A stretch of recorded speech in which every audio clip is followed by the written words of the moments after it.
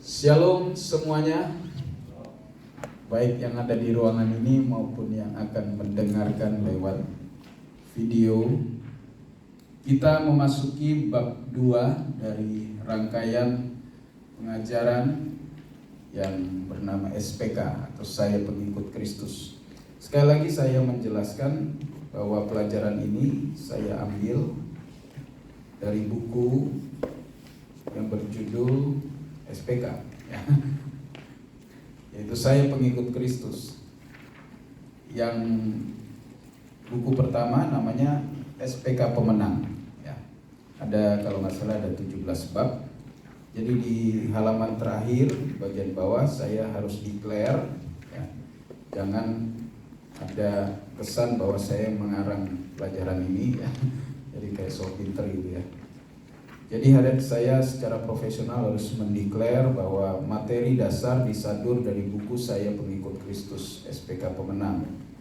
Tapi elaborasi atau penguraian dan pengembangan memang saya lakukan atas pelajaran itu, sebab diktat itu memang cukup singkat, ya, hanya poin-poin. Dan saya menyampaikannya di kelas SPK GPDI Brata. Ya, thank you. Ini yang bab 1, ya. Saudaraku yang kekasih, kita sudah menyelesaikan kemarin dengan bergegas-gegas bab 1, ya, sampai jam 9 lewat, dan saya harap hari ini kita nggak sampai jam 9.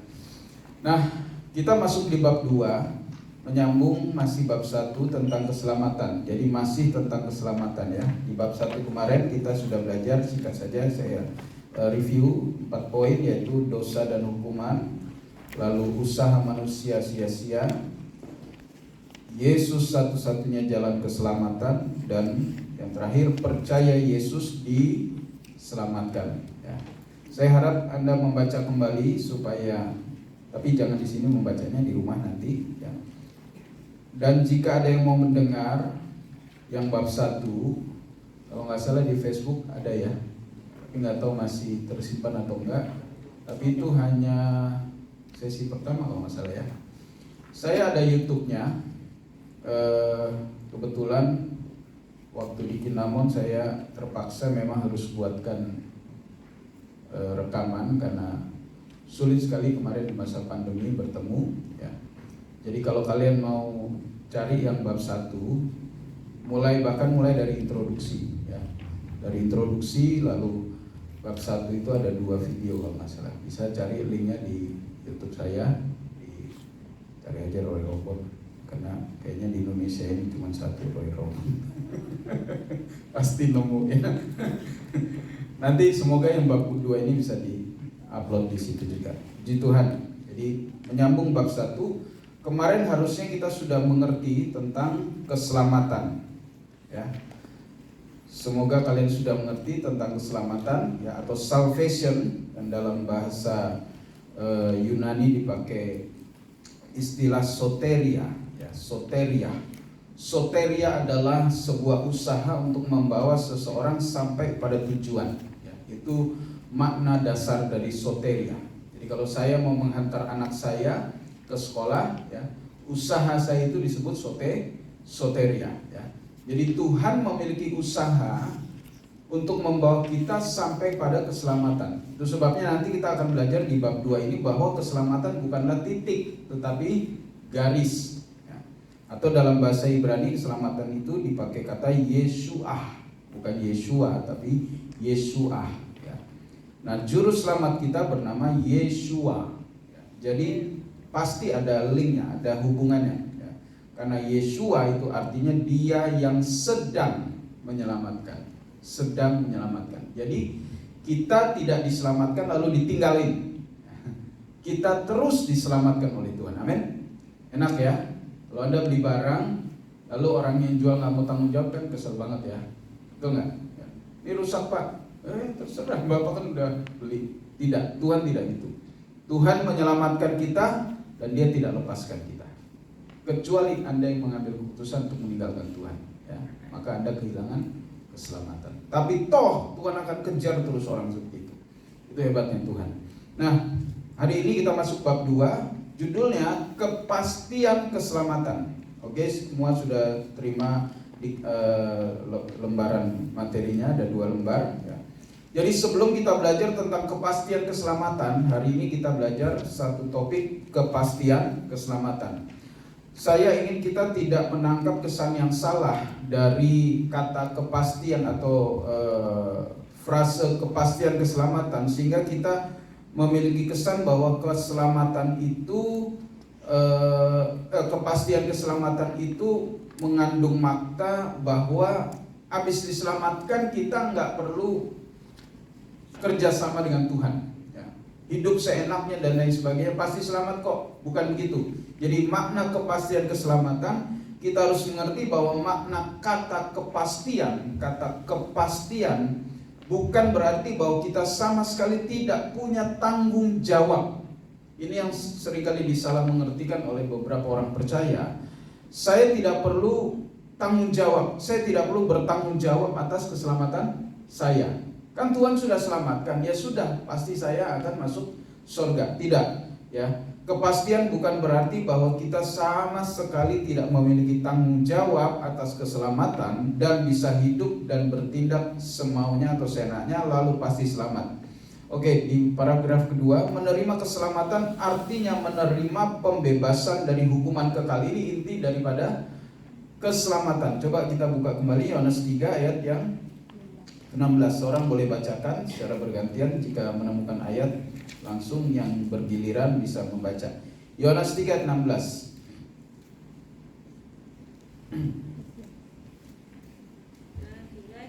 Ya. Karena begitu besar kasih Allah akan dunia ini, sehingga Ia telah mengaruniakan anaknya yang tunggal, supaya setiap orang yang percaya kepadanya tidak binasa, melainkan beroleh hidup yang kekal. Ya, dari ayat ini sebenarnya kita sudah punya satu pegangan yang sangat kuat tentang keselamatan. Itulah atau enggak? Sebab di situ tidak ada kata mudah-mudahan. Ya. Kalimatnya itu tegas. Ya. Siapa yang percaya kepadanya tidak binasa. Betul enggak? Ya. Kata-kata ini sebenarnya sudah tegas, jelas bahwa setiap orang yang percaya tidak binasa melainkan beroleh hidup yang kekal. Tapi faktanya terkadang ada orang percaya yang masih ragu-ragu akan keselamatannya. Tidak bisa dipungkiri beberapa orang percaya itu masih ragu-ragu apakah benar dia selamat atau tidak. Ini yang malam hari ini kita mau counter ya. Kita mau hadapi bahwa ketika Anda di dalam Kristus, Anda tidak boleh mengalami keraguan. Sampai di sini nangkap semua? Amin. Ya. Waktu kita percaya kepada Kristus, kita tidak boleh memiliki keraguan. Sehingga lalu tidak ada bedanya kita dengan iman yang lain. Kamu selamat gak? Ya mudah-mudahan. Ya, insya Allah. Itu bahasa yang sebenarnya tidak boleh lagi ada dalam hidup kita. Kita tidak boleh ragu-ragu tentang keselamatan. Why? Nah ini yang kita mau belajar malam hari ini. Kenapa atau dapatkah orang percaya mendapatkan kepastian agar keselamatan bukanlah semoga, dalam kurung semua mogok dan gagal ya. Semoga itu artinya semua mogok dan gagal, tetapi sesuatu yang pasti. Karena ini bukan hal sepele. Kalau kalian mau pergi terbang ke sebuah tempat, lalu tiketnya itu ternyata tiket abal-abal, ya masih mendingan lah ya, nggak jadi berangkat, ya rugi misalnya 2 juta. Tapi ini tentang keselamatan, ini tentang kehidupan yang kalau kita sudah ke sana udah nggak bisa balik lagi. Kalau seseorang mati, lalu pergi kepada kekekalan, ternyata salah, jalannya salah, nggak bisa balik lagi. Tidak ada jalan balik, lalu ke bumi lagi, lalu pilih agama lagi.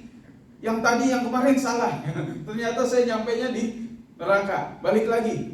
Gak bisa saudara. Jadi karena ini bukan sesuatu yang main-main, kita juga tidak boleh main-main dalam hal keselamatan. Jadi Anda dan saya adalah orang-orang yang beruntung sebab kita sudah menemukan jalan. Amin.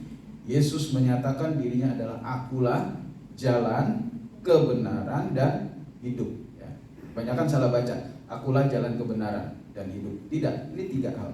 Jalan, way, truth, and life. Nah, jadi jalan, kebenaran, dan hidup. Jadi harus pasti tentang keselamatan. Nah, untuk kita mengerti akan jaminan keselamatan atau kepastian keselamatan sesuai iman kita yang berdasarkan kitab suci, maka kita harus mengetahui 4 hal yang penting berikut ini. Yang pertama, apa kata Alkitab tentang kepastian keselamatan?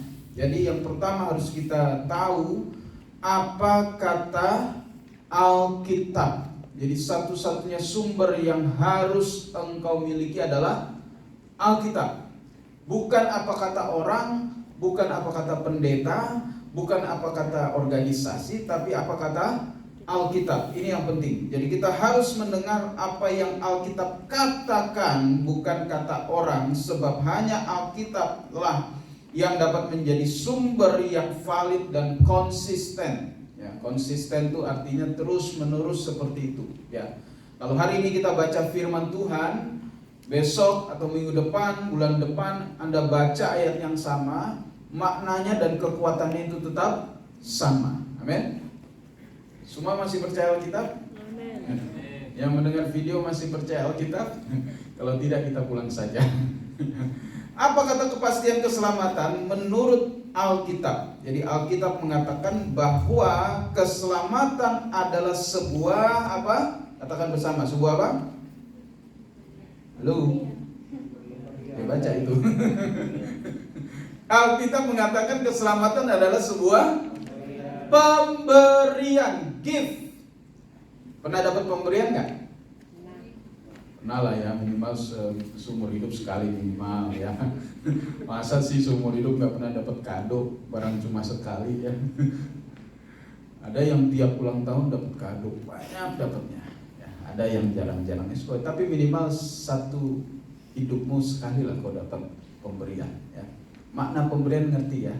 Jadi Alkitab mengatakan bahwa keselamatan, salvation is a gift, adalah sebuah pemberian. Karena sebuah pemberian, ini dampak daripada konsep keselamatan adalah sebuah pemberian. Ayatnya di mana? Efesus coba.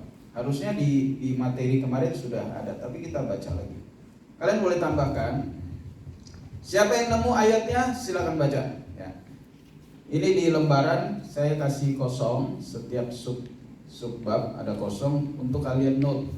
Tulis. Kalau ada ayat yang tidak saya tulis atau statement yang tidak saya tulis, kalian boleh tambahkan di situ.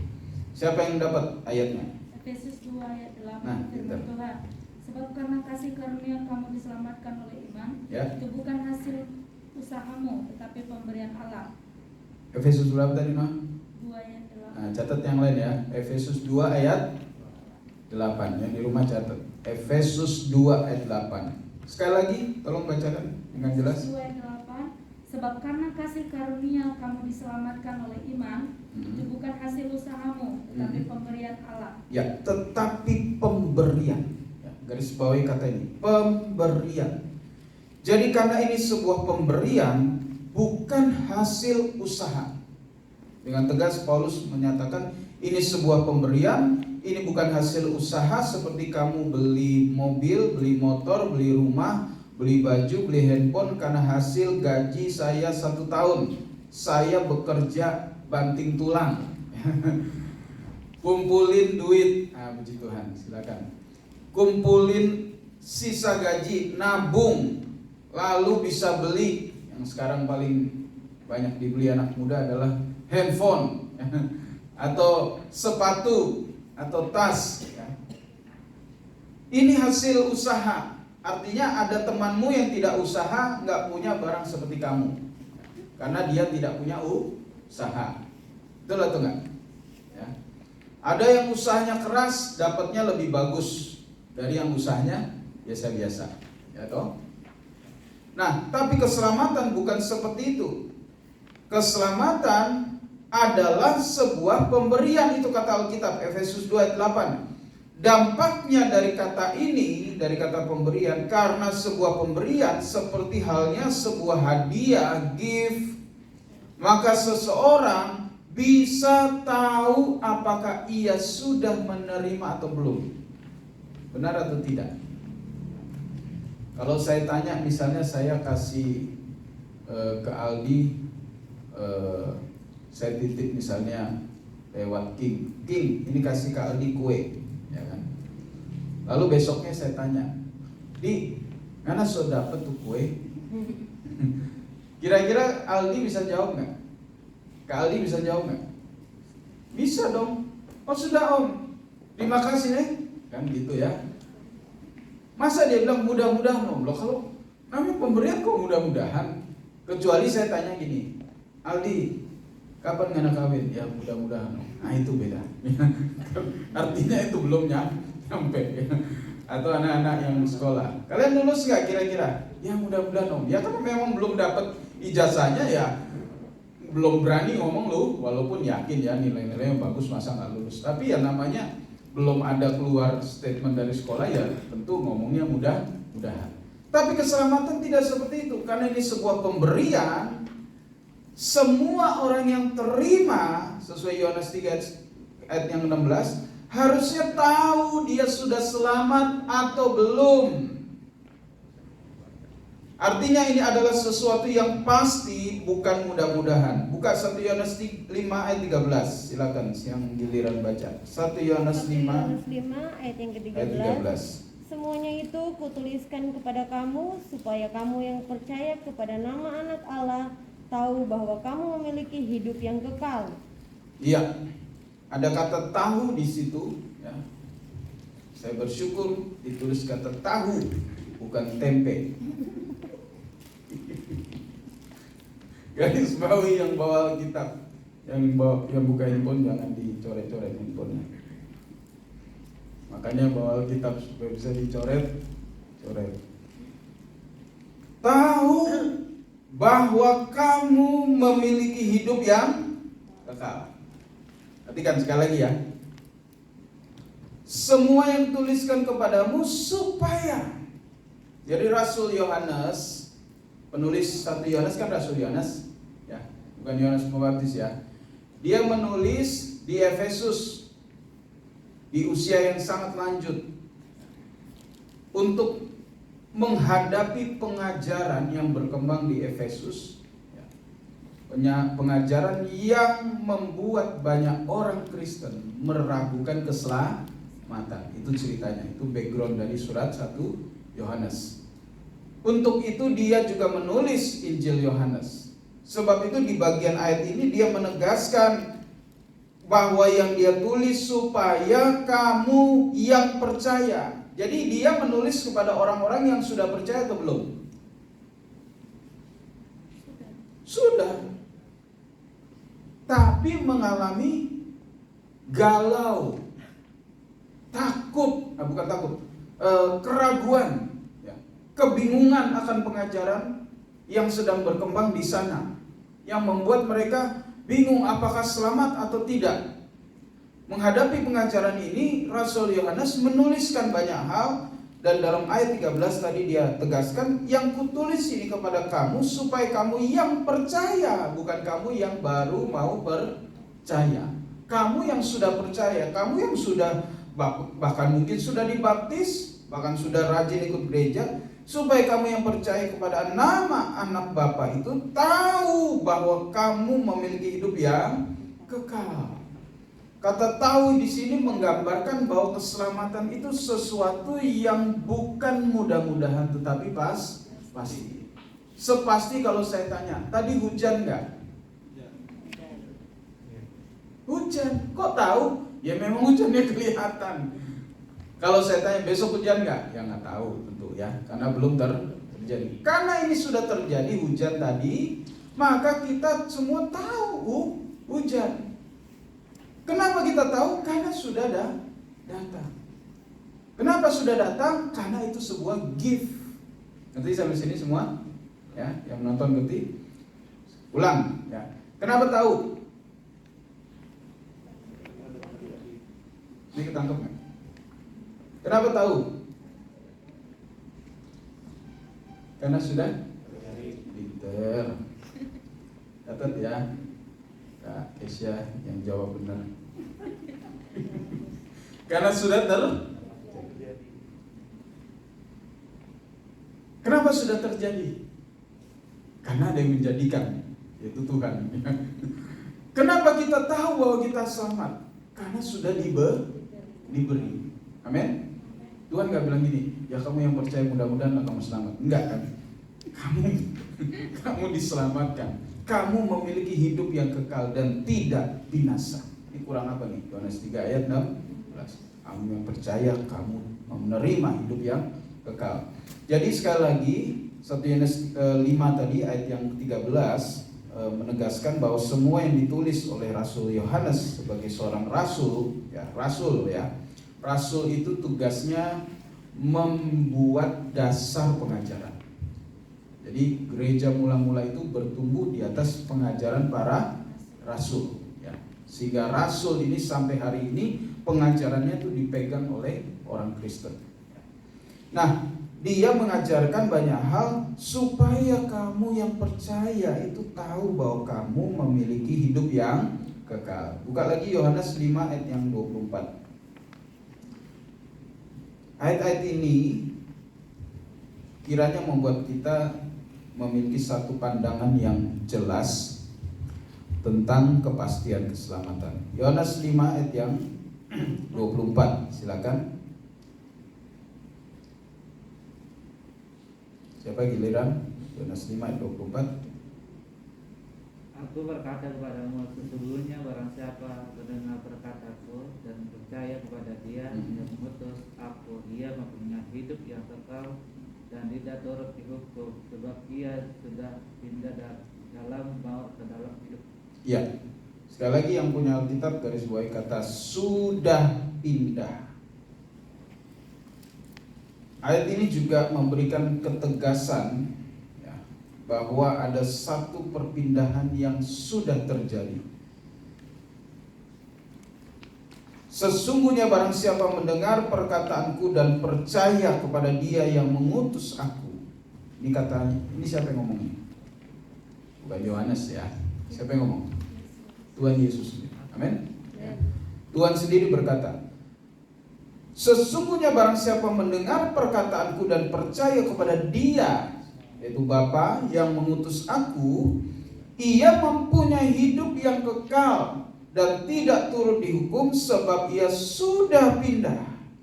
Luar biasa, orang yang percaya itu sudah pindah. Kalau kalian cari seseorang ya, di sebuah alamat, lalu ketok-ketok, yang keluar itu orang lain. Loh, kok beda? Ya. Lalu kalian tanya, Bapak ini di mana? Oh, sudah pindah. Ini ya. Oh, pindah kemana? Ke sebuah tempat. Berarti orangnya itu sudah pindah atau benar-benar sudah pindah atau mudah-mudahan pindah? Sudah. Masa sih Bapak nggak percaya? Masuk ke rumah. Wah, bisa urusannya panjang itu. Misalnya kalian nggak percaya sama yang punya rumah itu ya, nggak percaya. Saya mau masuk, mau lihat. Benar nggak Bapak itu sudah pindah? Saudara, ayat ini menegaskan bahwa orang yang percaya kepada Kristus sudah pindah dari dalam maut ke dalam hidup. Sampai di sini kita mendapatkan kepastian dasar bahwa keselamatan itu sesuatu yang sudah dibayar lunas. Ya, sekali lagi lunas, bukan kredit, oleh Tuhan Yesus. Dia bayar dengan darahnya, ya. Dia bayar bukan dengan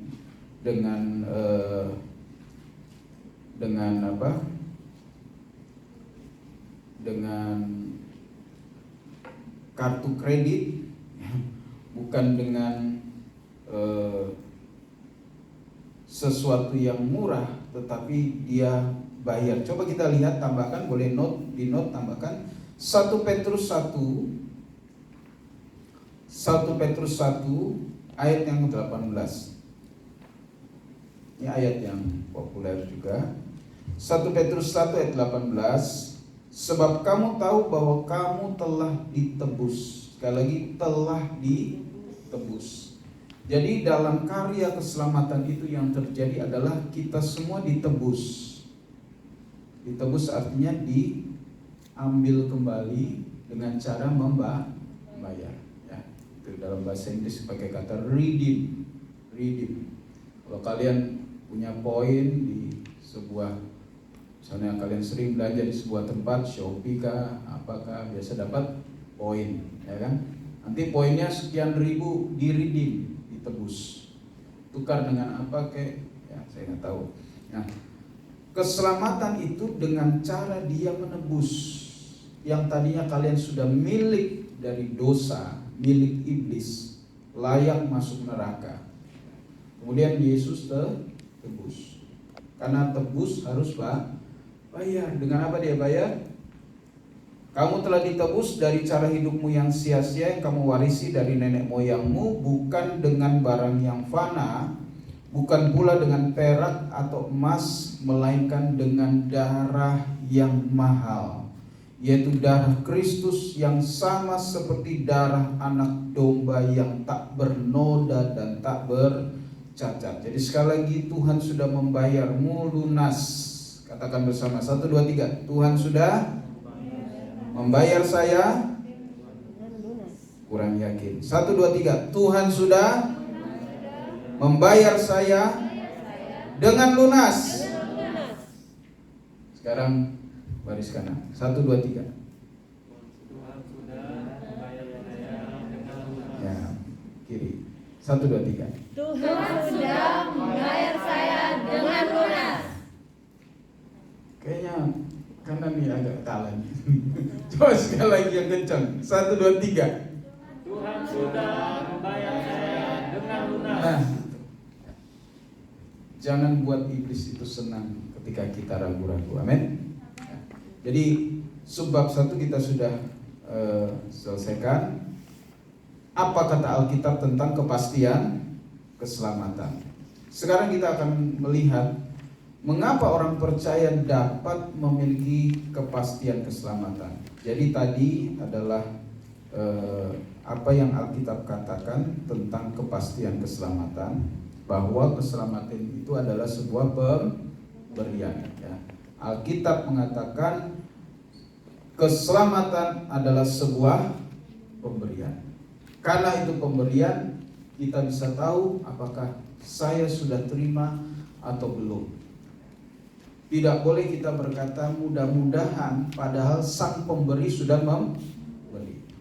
Menurut saya itu sebuah penghinaan. Betul teman. Ya. Orang sudah kasih lalu dia suruh orang lain tanya, lalu Anda bilang belum. Yang beri bisa marah. Itu anak itu gimana? Bahkan ternyata ada fotonya. Sekarang kan kalau COD kan di foto ya. Betul nggak? Pak, barangnya belum terima. Bapak jangan macam-macam, ini ada fotonya. Ya benar, ternyata sudah terima. Kalau sudah terima, katakan apa? Kalau sudah terima, katakan apa? Terima kasih. Amin. Ya. Di malam doa malam. Terima kasih Tuhan. Tuhan sudah selamatkan. Amin. Jangan terima tapi enggak terima kasih. Oke, yang kedua, mengapa orang percaya dapat memiliki kepastian keselamatan? Kalau tadi prinsipnya keselamatan adalah sebuah pemberian, sekarang kita akan melihat mengapa kita dapat memiliki kepastian keselamatan. Karena keselamatan bukan berdasarkan kemampuan atau usaha kita. Ini mengacu pada Efesus 2 ayat yang 8 tadi, melainkan intervensi Tuhan. Sekali lagi intervensi Tuhan. Kenapa disebut intervensi Tuhan? Karena Tuhan yang turun, bukan manusia yang naik cari keselamatan. Bedanya dengan yang lain tuh naik cari keselamatan. Betul nggak? Karena ini di record, saya harus hati-hati. Bisa pause sebentar?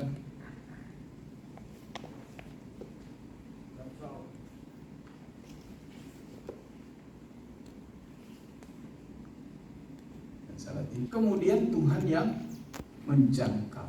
Nanti ya, ini hebatnya keselamatan di dalam iman kita. Jadi itu yang saya sebut dengan intervensi. Karena tanpa intervensi Tuhan, manusia tidak akan pernah dapat selamat. Nggak mungkin sampai kapanpun. Sebab itu Yohanes 3 ayat 16 dimulai dari "Come, for God so loved the world."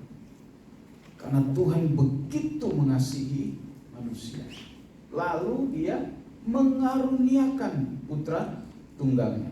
Ini yang disebut intervensi. Intervensi adalah satu tindakan dari seseorang yang memiliki otoritas untuk masuk ke dalam sebuah usaha orang yang tidak bisa. Itu yang disebut intervensi, ya. Ya, sekali lagi, karena keselamatan bukan berdasarkan kemampuan atau usaha kita, Efesus 2 ayat 8 tadi, melainkan intervensi Tuhan. Maka setelah kita diselamatkan, Tuhan juga tidak melepaskan atau membiarkan kita begitu saja. Jadi begitu baiknya Tuhan, setelah Dia selamatkan kita, Dia tidak lepas gitu. Yaudah, kamu terserah mau kemana. Dia tidak biarkan kita begitu saja. Tuhan akan tetap campur tangan atas keselamatan kita sepanjang kita mengizinkan. Jadi sepanjang Anda mau ditolong Tuhan, Tuhan akan tetap tolong. Sampai Anda berkata gini, "Tuhan, saya sudah tidak mau sama Engkau, saya mau tinggal, saya goodbye," ya. Maka mungkin Tuhan akan melepaskan. Tapi saya percaya Tuhan tidak seperti itu. Sekalipun ada orang-orang yang meninggalkan Tuhan, Tuhan cari mereka. Itu dahsyatnya Tuhan. Amin. Ya. Jadi Tuhan akan tetap campur tangan atas keselamatan kita sepanjang kita mengizinkannya. Jadi keselamatan bukanlah sebuah titik, tetapi sebuah garis panjang yang berlangsung sampai seumur hidup. Kalimat ini tidak mengatakan bahwa kemudian keselamatan itu bukan sesuatu yang pasti. Tidak. Kepastian keselamatan tetap, tapi keselamatan merupakan sebuah garis di mana sepanjang garis itu sampai akhir hidupmu, Tuhan ada di situ untuk menolong kau. Amin. Nanti sampai sini semua. Ya. Nah, apa intervensi Tuhan kemudian? Ada 3 intervensi Tuhan. Yang pertama, penjagaan Bapa. Mari kita melihat Yohanes 10. Yohanes pasal yang ke-10. Seorang bacakan ayat yang ke-27 sampai 29. Yohanes pasal yang ke-10 ayat 27 sampai ayat 29. Silakan dibaca lebih dahulu. Aku mendengarkan suaraku dan aku mengenal mereka. Ya. Dan mereka mengikuti aku.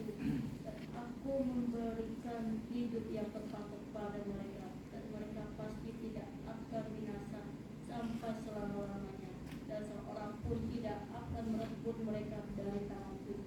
Bapakku yang memberikan mereka kepadaku lebih besar daripada siapapun, dan seorang pun tidak dapat merebut mereka dari tangan Bapa. Ya.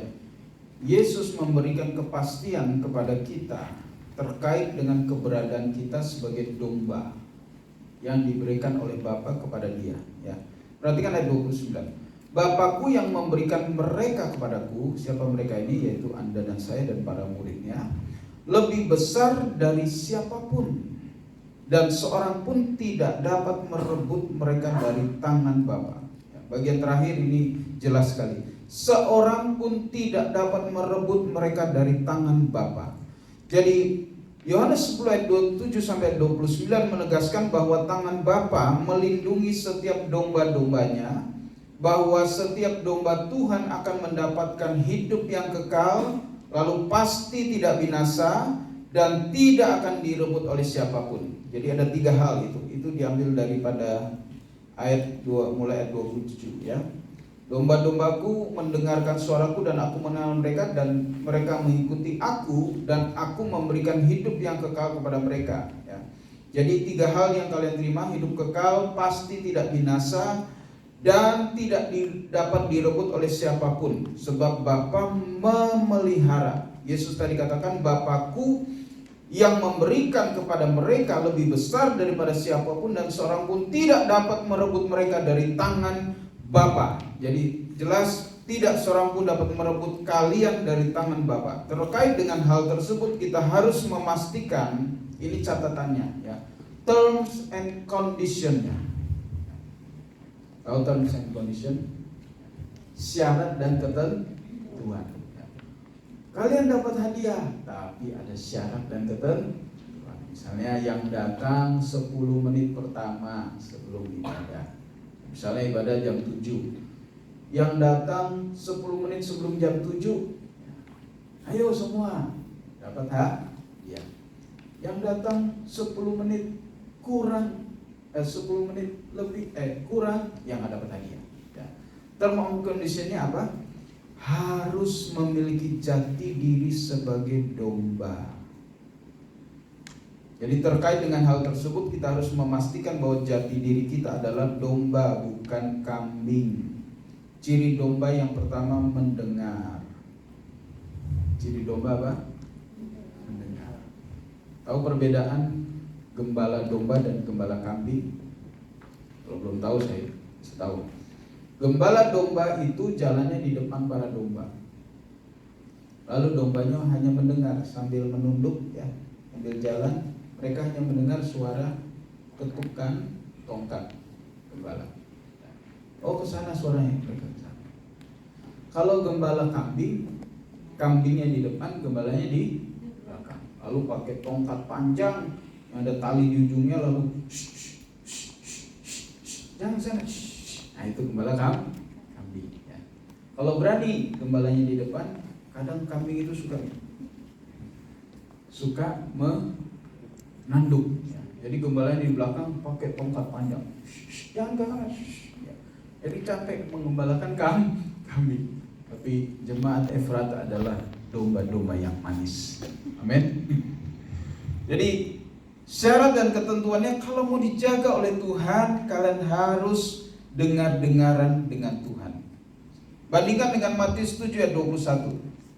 Kita bandingkan dengan Matius pasal 7 ayat 21. Coba seorang bacakan. Matius 7 ayat 21. Ya.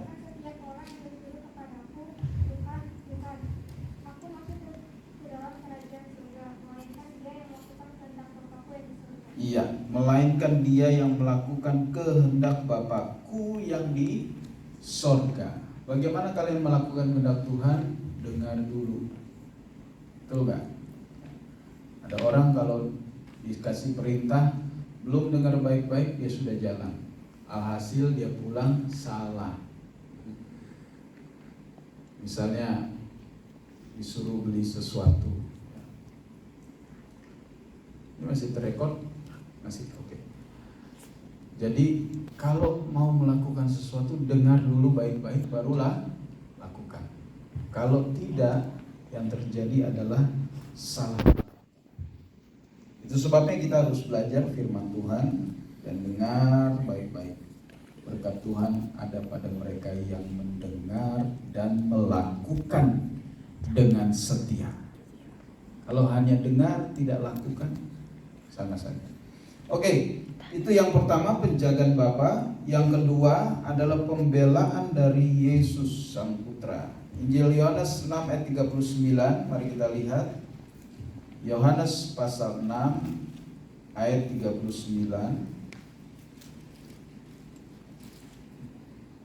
Silakan siapa yang bergiliran membaca. Yohanes 6 ayat 39.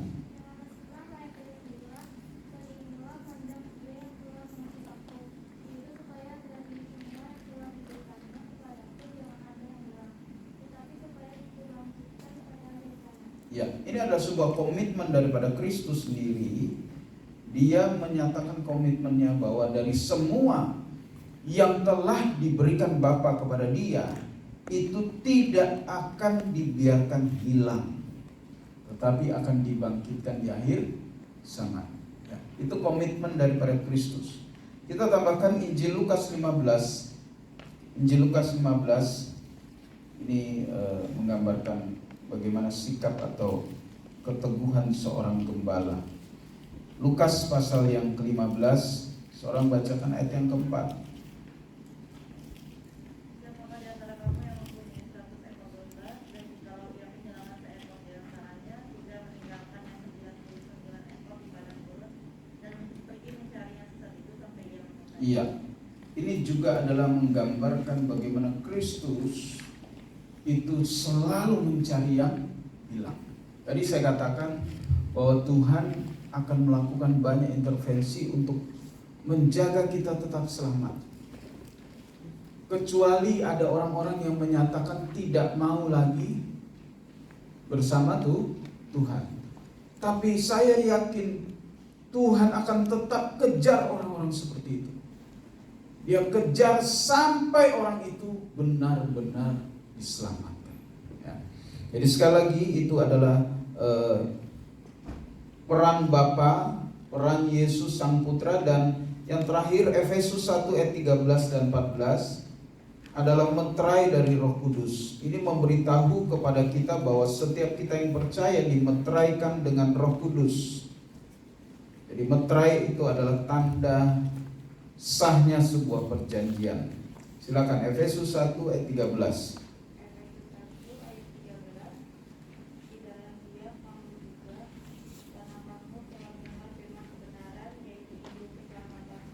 Ya.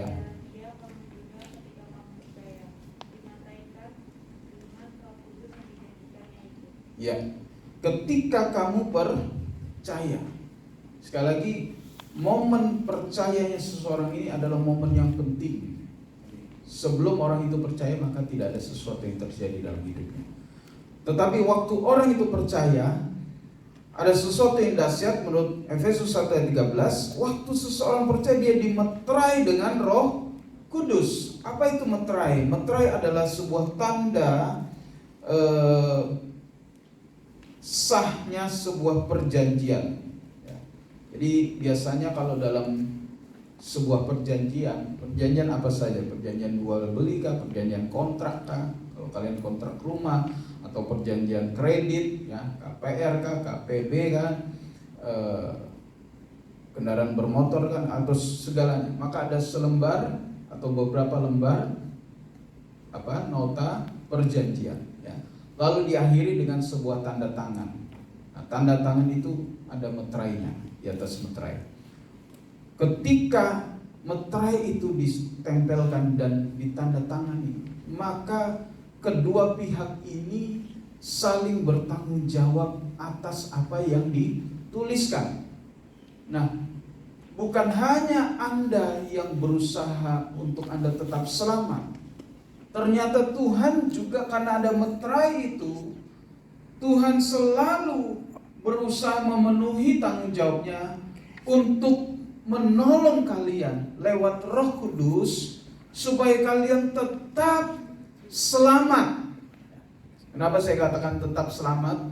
Karena dalam perjalanan orang percaya pasti ada gangguan-gangguan. Pada saat itulah Roh Kudus berperan untuk mengingatkan akan dosa, mengingatkan akan kebenaran, untuk membawa kita ke dalam seluruh kebenaran.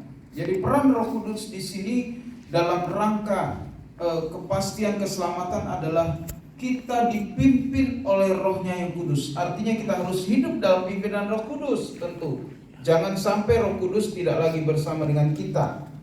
Bagaikan meterai yang sudah lepas dari surat perjanjian. Nah, kapan Roh Kudus lepas dari kita? Waktu kita mendukakan Roh Kudus. Coba kita lihat Efesus 4 ayat 25. Jangan sampai kita mendukakan Roh Kudus. Efesus pasal 4 ayat yang ke-25. Nanti saya jelaskan apa maksudnya mendukakan. Kayaknya salah ya. Salah ketik. Efesus. Hah? Oh iya ya. Saya yang salah buka. Bisa bacakan yang berjilid Efesus 4. Mulai dari ayat 25 saya hafal. 25 sampai ayat yang ke-30. Firman Tuhan, karena itu buanglah dusta dan berkatalah benar seorang kepada yang lain, karena kita adalah sesama anggota. Terus Apabila kamu menjadi marah, janganlah kamu berbuat dosa, janganlah matahari terbenam sebelum pada amarahmu, dan janganlah beri kesempatan kepada iblis. Orang yang mencuri, janganlah ia mencuri lagi, tetapi baiklah ia bekerja keras dan melakukan pekerjaan yang baik dengan tangannya sendiri, supaya ia dapat membagikan sesuatu kepada orang yang berkekurangan. Janganlah ada perkataan kotor keluar dari mulutmu, tetapi pakailah perkataan yang baik untuk membangun, di mana perlu, supaya mereka yang mendengarnya beroleh kasih karunia. Dan janganlah kamu mendukakan Roh Kudus Allah yang telah memeteraikan kamu menjelang hari penyelamatan. Segala kepahitan, kegeraman, kemarahan, pertikaian, dan fitnah hendaklah dibuang dari antara kamu. Demikian pula segala kejahatan. Tetapi hendaklah kamu ramah seorang terhadap yang lain, penuh kasih, mesra, dan saling menggenggam, mengampuni, sebagaimana Allah di dalam Kristus telah mengampuni kamu. ya, ayat-ayat ini menggambarkan bahwa orang yang telah ditebus harus mulai meninggalkan segala sesuatu ini, ya, yang sudah dirincikan oleh Rasul Paulus tadi, mulai dari ayat 25, buanglah dusta dan lain sebagainya. Dan di antara itu ayat 30 Paulus berkata, janganlah kamu mendukakan Roh Kudus. Kenapa kita berbahaya jika kita mendukakan Roh Kudus? Karena Roh Kudus itu yang akan mengingatkan kita akan dosa. Kapan kita mendukakan Roh Kudus? Waktu kita sudah tidak mau lagi mendengar Roh Kudus. Nah, kalau Roh Kudus sudah tidak mau kita dengar, lalu siapa lagi yang mau ingatkan kita akan dosa? Sementara 1 Yohanes 1 ayat 9 berkata, kalau kamu mengaku, kamu diampuni. Kalau kamu tidak mengaku, kamu tidak diampuni. Nah, bagaimana kita mengaku kalau kita tidak diingatkan akan dosa? Ya, jadi meterai Roh Kudus ini begitu penting. Salah satu dari intervensi Tuhan dalam hidup kita, ya, yang tadi penjagaan Bapa, lalu pembelaan Yesus, dan meterai Roh Kudus. Kita tahu bahwa semuanya ini adalah cara Tuhan untuk membawa kita terus sampai ke keselamatan yang total. Ya. Tadi yang saya jelaskan, kata soteria itu memiliki makna menghantarkan seseorang selamat sampai di tujuan. Ada orang menghantar hanya sampai di bandara misalnya. Udah ya, sampai di bandara. Lalu naik pesawat. Di tengah jalan pesawatnya jatuh. Selamat nggak dia? Enggak. Tapi soteria adalah bukan cuma sampai di bandara. Tuhan tidak hanya membawa kalian sampai di gereja, lalu melepaskan gitu. Tidak. Tuhan membawa soteria, menghantarkan sampai ke gerbang keselamatan. Sampai di sini semua mengerti, amin. Ya. Jadi saya rasa untuk malam hari ini kita sampai di subbab 2. Nanti kita akan sambung lagi supaya tidak terlalu lama. Sudah 1 jam. 2 minggu depan mungkin ya. 2 minggu depan kita sambung subbab 3 dan subbab yang keempat. Tapi kalian boleh baca lebih dahulu di rumah untuk seluruh materi dan baca kembali materi yang pertama supaya tidak kehilangan jejak dari pengajaran yang sebelumnya. Puji Tuhan. Mari kita tunduk kepala dan